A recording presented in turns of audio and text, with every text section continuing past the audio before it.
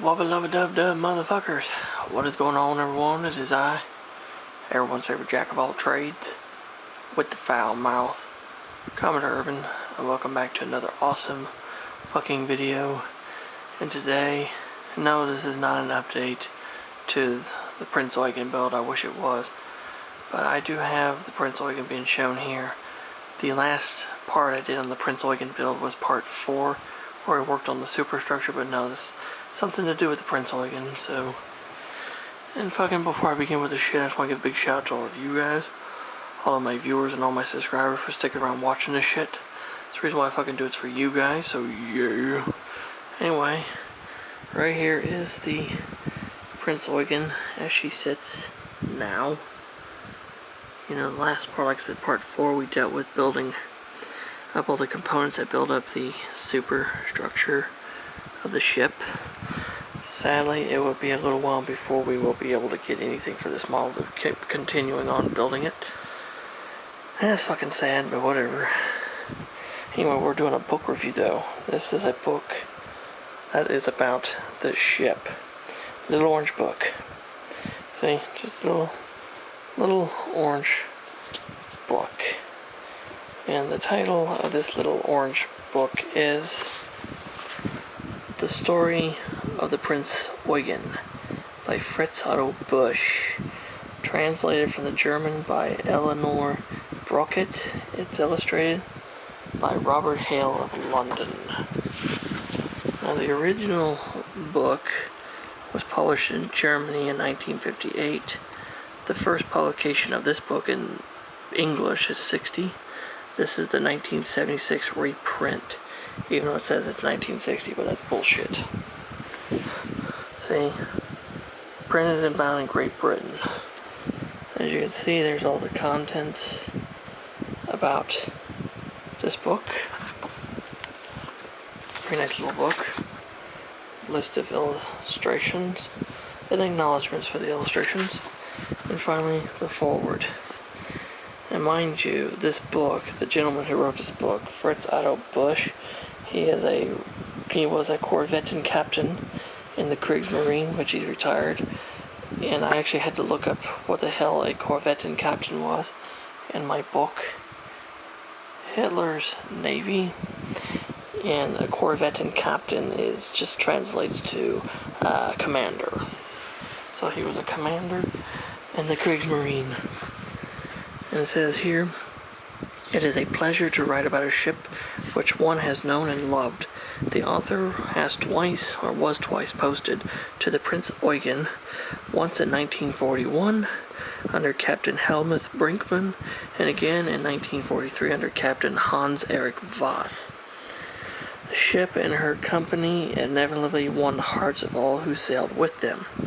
The men of the Prinz Eugen were of course no angels, but they weren't certainly not as German sailors were depicted by some writers after the war. They were all human, like I said before. Everybody's human. They were devoted to their always exceptional commanders, whose leadership they followed unconditionally and unswervingly throughout 5 long years of war. War is shit. Anyway, needless to say, there are times even in this otherwise happy ship when, with or without good reason, spirits were low, and author has made no attempt to gloss over such occasions. He has in fact been at pains to give an historically accurate picture of the wartime experience of the ship and her crew.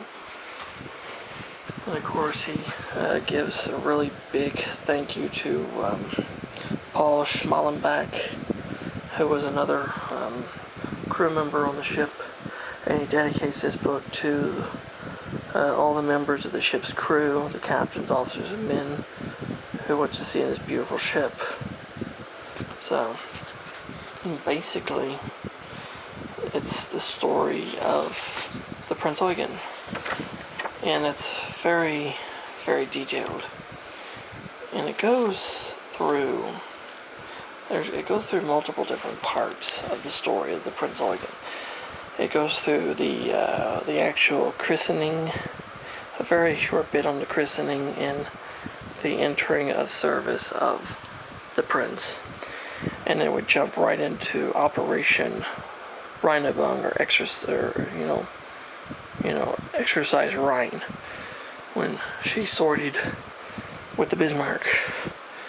Anyway, it tells a very, very graphic detail about the Bismarck and also the sinking of the hood. The sinking of the hood during what was known as the Greenland engagement, because at the time it was not called the Battle of the Denmark Strait, it was the Greenland engagement. And there's some pictures in the book. There's a picture of a running trial in the Baltic. Like I said, absolutely lovely little ship. Well, she wasn't fucking little, but you know what I mean. And basically, everyone on the Prince called Bismarck the Big Brother. So, here's something right here.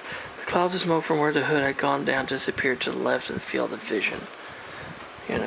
Basically talking about how they, the fight against, Prince of Wales in the hood, and of course the eventual separation of Prinz Eugen from the Bismarck, and of course later learning about the sinking of Bismarck.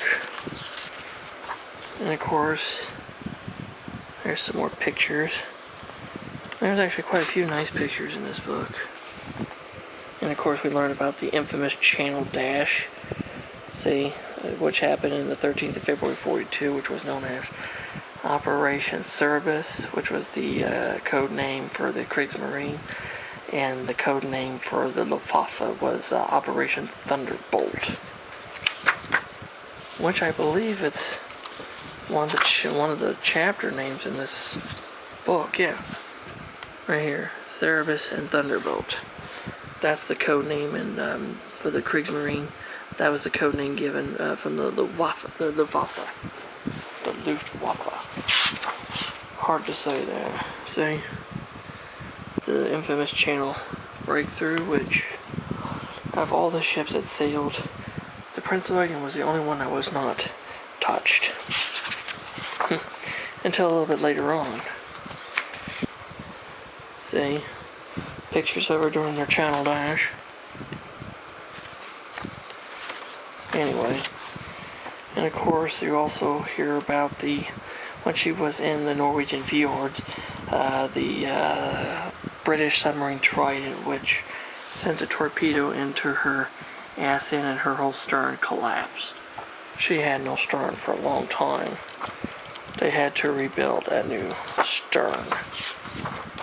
See?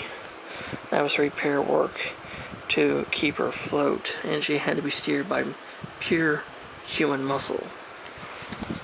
And of course, she also, later on in the war, before the end of the war, she was used as a floating gun platform to shoot into the wilderness and mountains and shit, to soften the Russian military.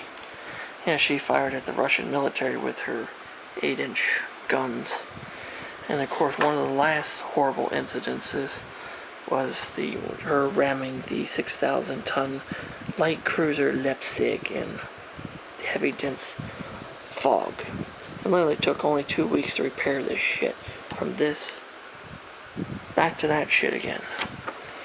And then, of course, the end of the war came, and she was handed over. See? Right here.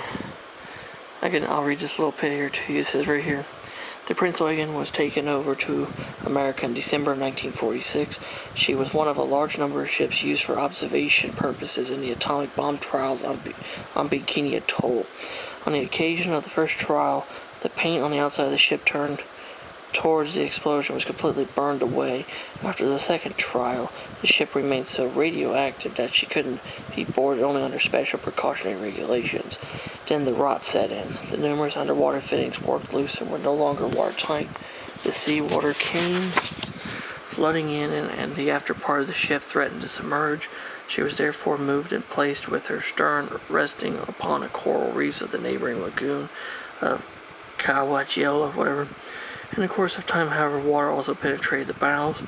On December the 16th of 1946, the Prinz Eugen capsized. So basically, that's the end of the story there, where she rests now. So, what do I think about this little book? It's actually a very thoroughly researched and well-written history on this lovely Admiral Hipper class heavy cruiser.